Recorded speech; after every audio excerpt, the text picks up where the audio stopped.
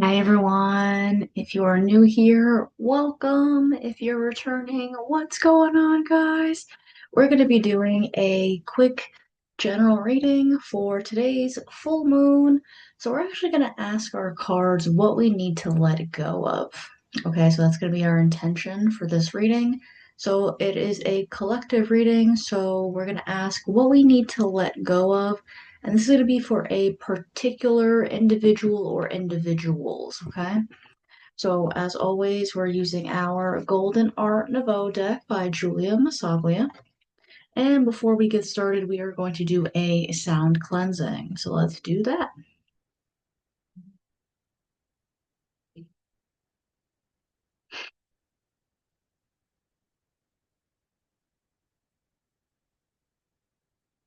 Beautiful. I hope everyone is doing good today. If you're not doing good, hopefully you feel better by the end of this, okay? So we are going to call upon our spirit guides, our ancestors closest to the sun, our angels, whoever it is that helps us to feel divinely protected. If there are any monitoring spirits, evil eye, negative intentions sent our way, that don't matter because it's not welcome. You don't got to go home, but you can't stay here, okay? If there is negativity that is sent our way, that gets transmuted to peace, power, positivity, abundance, love, you name it. You name it, all the good things, okay? So let's see what we have to let go of. What do the cards have to say? Let's see.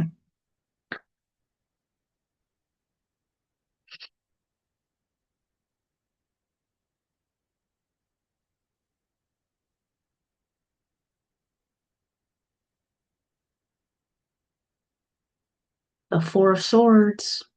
So here's what we're going to do. We're going to do the symbolism and the energy in the card.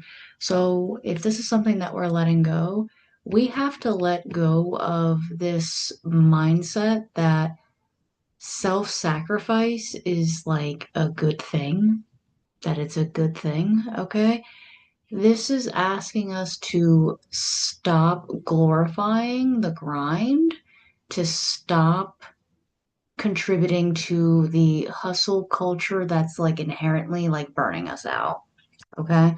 So there's nothing wrong with working hard, but this is asking us to let go of the mindset or the internalized belief that you have to sacrifice yourself in order for you to accomplish your goal for like the greater good, right?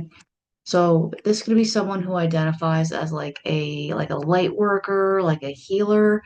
Oh, that was spicy.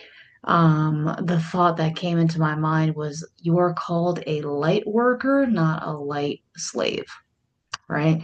So your quest to empower and heal and raise the collective, right? The collective consciousness, or however you're going to navigate your healing modality, you're a light worker, right? You are not meant to burn yourself out and run yourself into the ground. Listen, I'm not one to talk, okay? Like I've been both individuals, and boundaries surrounding your time and energy are very important. But for this particular person, you want to be very mindful with how you're navigating mindsets surrounding work and rest. You actually might need to reframe your mindset surrounding rest, right? So, for this particular energy, there might have been something that got internalized for you where you felt like if I'm resting, I'm not productive and I'm useless, and you got to reframe that. So, you got to let that go, right? Rest is also productive, right?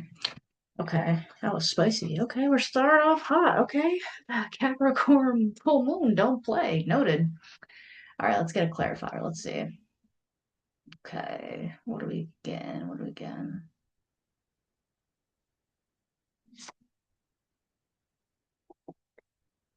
The star. The star. Okay, very cool. Hold on. Hold on here. Okay. So, if this is what we are letting go of, if this is the key piece to finding sustainable energy, finding sustainable motivation or intrinsic action, right? This is telling us that there's hope in the horizon, right? So this makes me feel like whoever this is for, you kind of already know what to do and what to release, and you might already be in the process of doing that. You might be saying no to obligations more often. You might be saying like, yeah, no, I'm not gonna go to the movies. I'm gonna like, stay at home and rest and, take care of myself or whatever, right? So this could be someone who's already implementing those boundaries.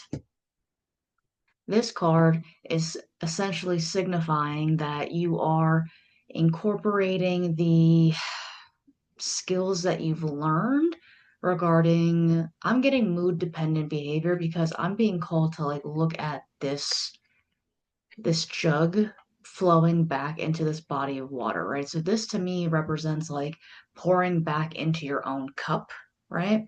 And then with the star, this historically can represent like an Aquarius. And if you've ever met a Aquarius, you'll know right away.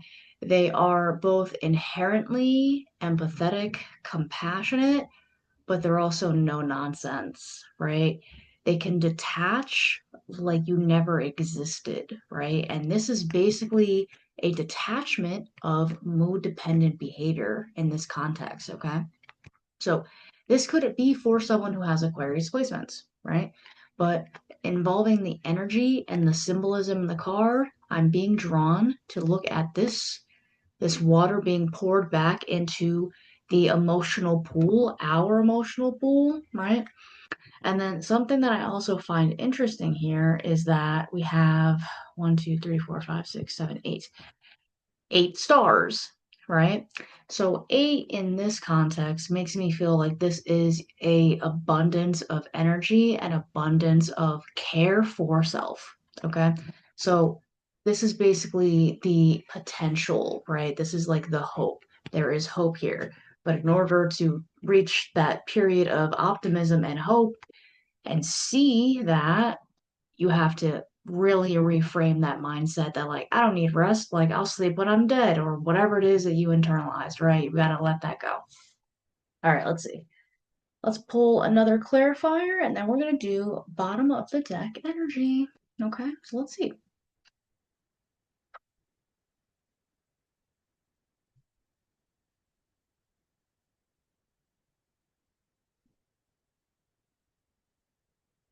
The Chariot. All right, that's impressive. That's impressive. Okay, so the energy in this card, right? So this is someone making moves. So it could be like a literal move, or this could be newfound motivation or drive. Okay. So this could be like external motivation that you find after integrating the hope, okay, via setting the boundaries and actually flipping resting, right? So once you go into that period of self-care, intentional rest, and letting go of the mindset that like rest is useless, you're not being productive. That's that internalized capitalism, baby. Do not let that fool you. Let that go. Okay? Because yes, I can understand the concept between like wanting to stay busy and, like overworking yourself because like you want to like retire by age like 23 or whatever, right? Like I get it. But also in this context, notice the position here, right? It's pretty similar to like a corpse, right? It's pretty similar to a corpse. And like not to like point that out to be morbid, but in the yoga context, there is a pose or what we call like an asana. And this reminds me of Shavasana, right? Like corpse pose. You want to be intentionally still to regain that energy. Okay. This also, I don't know why, but this makes me feel like you want to be mindful of like people who drain your energy. Okay. So, like, when you spend time with people and you feel like energized and like they breathe life into you, that's a pretty good indicator that that relationship or dynamic is like an even exchange, right? But if you feel like your energy is being drained, that might be an indicator that we got like some energy vampires, or like someone who's got to do a little bit more healing because they're putting that unprocessed stuff onto you. And that's going to be another conversation surrounding boundaries, right? But when you're in that crisis mode or you're in survival mode, you quite literally cannot take a step back to notice how your stuff is impacting other people, right? So that's something to be mindful of. But yeah, that's like something that I notice is like the corpse pose, right? Like intentional stillness. So that's what I'm being called to point out here. So then also bridging the gap between these two, there is hope in the horizon, right? Like you're feeling more optimistic, you're feeling hopeful because you're probably saying no. You're probably like, hard pass, dude. And that's okay, right? Like you are allowed to say no. Just because you're a light worker, right? Just because you are a light worker does not mean you have to say yes to helping everybody, okay? So, also something that I find interesting with this Chariot card is you could be moving or you could be traveling somewhere, like maybe doing one of those like staying in a different location for X amount of time in an Airbnb to see if you like it or something, right? And then also something that I notice here is that you are very much trying to integrate your what's the word?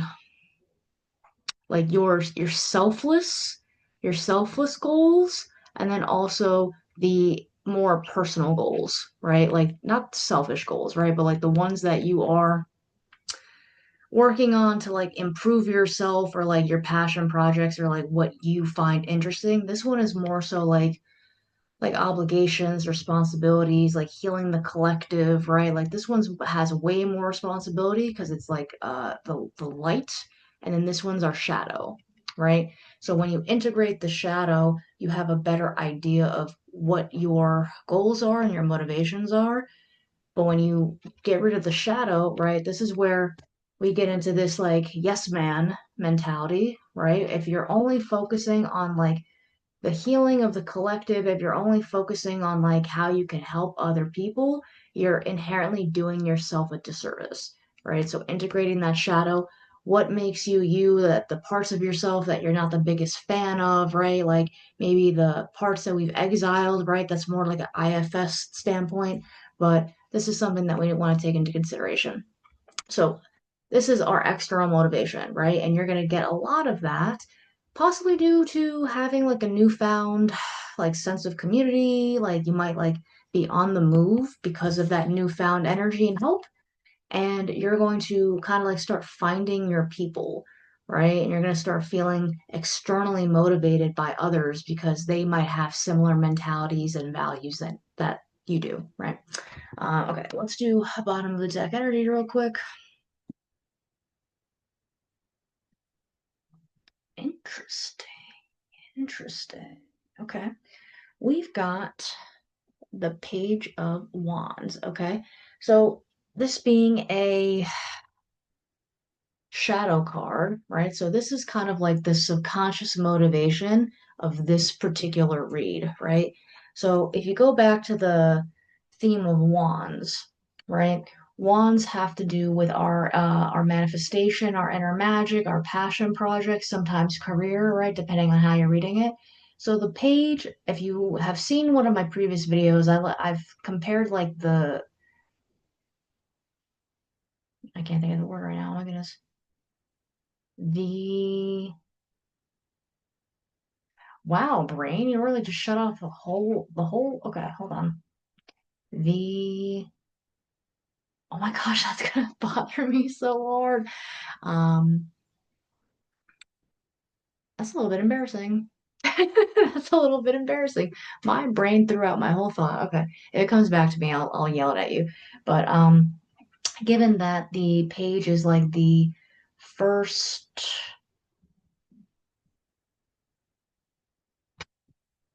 I really can't think of the word right now. That's so embarrassing. That's so embarrassing, guys. Oh my goodness. Um, has it really been that long of a day? There's no way. Okay, I'm gonna try to reframe, redirect. Let's see if I can kind of bridge it back together. Okay, so the page is like the apprentice or like the novice, right? So this is someone who is a little bit like newer in the realm of manifestation, or they're newer in terms of like making their passion projects come to life, right? So if this is our shadow card or the subconscious motivation to this particular read, right? What that's saying is when you are engaging in intentional rest, you are honoring the beginning of those manifestations, right? And you're being intentional. So this could also be like someone who is really trying to be active and willing to learn in the realm of honoring their inner magic, right? So, in the shadow card sense, this is someone who is kind of just like not worried about the opinions of others anymore, right? They're very much like, here's my goal. I want to get it done. This is something that I'm passionate about. You don't need to like it, but also don't get in my way either, right? And they're willing to learn, like they're willing to put in the work when it comes to the passion project, the inner manifestation, and then also the tapping into that inner magic, right? So like they're very much like a apprentice or like a novel role right now. Did I remember? Did I remember? Nope, I didn't remember. Okay, that's fine. Let's go. All right, so wrapping up here, right? So what we're letting go of is the toxic mindset that rest is not productive.